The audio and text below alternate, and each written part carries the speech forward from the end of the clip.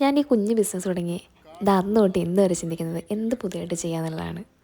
നമ്മളൊരു കാര്യം ആത്മാർത്ഥമായിട്ട് ആഗ്രഹിച്ചിട്ടുണ്ടെങ്കിൽ അത് നടക്കുന്നത് എത്ര ശരിയാലേ.